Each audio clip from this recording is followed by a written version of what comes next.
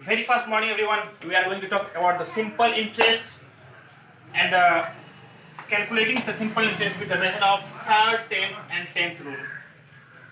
In the last video, we have read about simple interest, and we already talked about this rule: SI equal to PRT by 100. And most of us aware of these rules. Discuss about the third, tenth, and the tenth rules. In previous video, we have told you that the SI equal to PRT by 100, and this is the simple formula for the simple interest. And most of us aware of these formulas, and we also utilize this formula in previous chapters. Now we are going to tell about simple interest. What is simple interest? Simple interest is a method of calculating interest amount for some principal, where P stands for principal, R stands for rate, T stands for time, and SI stands for simple interest, and A stands for amount. What is principal? Principal, money is borrowed is called principal. Money which is borrowed is called principal. Rate, interest is expressed in certain percent per annum. It is called rate. And time, for how long we borrowed money, this period is called time.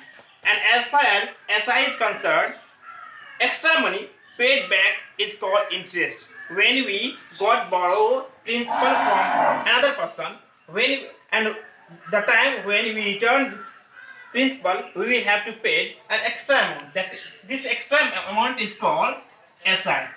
And amount, total money which is paid to the lender, is called SI.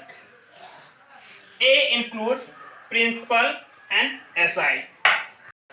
For calculating the simple interest with the help of third, tenth rules, we will have to follow 7 steps. You must write down these steps on your notebook. Otherwise, pause the video and see these steps very carefully.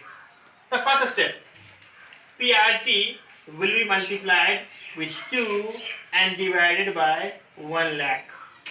Is PRT into 2 and divided by 1 lakh. The second step, the result of first step, which we got from the first step, this will be divided by 3. The third step, the result of second step. The result of second step will be divided by 10. The fourth step is result of third step is divided by 1 by 10. And the fifth step. The fifth step is we will have to sum the result of first step, second step, third step, and fourth step. In fifth step, we will have to sum the result of first step, second step, third step, and fourth step.